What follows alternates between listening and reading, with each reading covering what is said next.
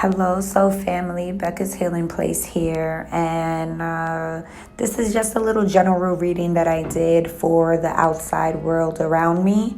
I was just sitting down, ready to tap into energy, and this is what I came up with. So I've been doing tarot more, and it's so amazing how I can just tap into the limitless energy of anything I willfully choose to.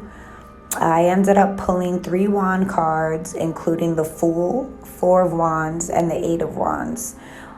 I've been studying tarot for about a year now. So looking at the meaning of the wands, it stands for the source of all energy, and it symbolizes human willpower. And it would make sense if I'm trying to tap into the energy of the outside world around me, of the world outside. As I tap into the collective energy of the world outside of me, I realize so much. Starting with the 4 of Wands, we see that there's harmonious interaction, stability, community, gatherings, fulfillment, and satisfaction brought on by attaining goals. All the working people and the children that are going to school. Hence, I did this early in the morning, so yes.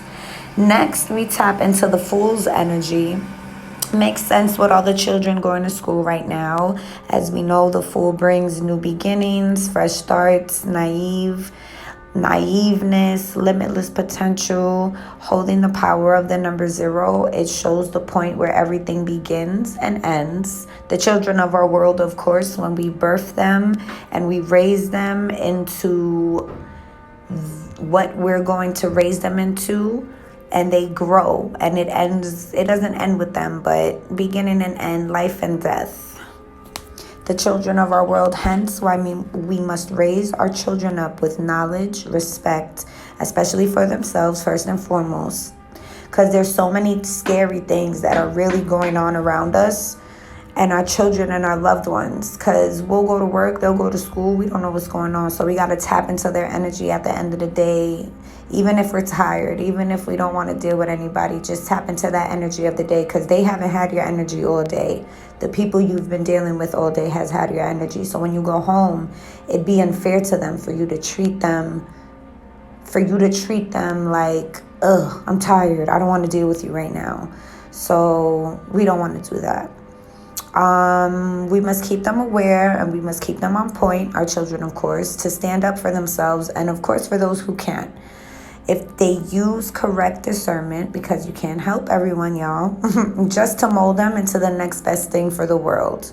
Next up, we had the 8 of Wands, and this one was in reverse, representing momentum, movement, deadlines to meet, tasks to complete, bills to pay, and events to be present for. You got to go to work, you got to go to school, you got to be at the presentation for work, you got to be at the front of the class presenting your project for class.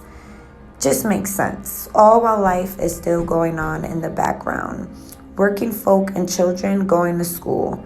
So much energy being presented in these cards, showing me the outside energy of the world surrounding me right now. People going to work trying to get their bills paid. Students going to school meeting project deadlines. The world is so busy. And when you're with your family, make sure to love them and show kindness. You are all juggling things that are stressing you. Be kind, and rest is very important. No matter how urgent something may seem, make sure you rest. Anything else can wait. Next up is the 9 of Swords in reverse.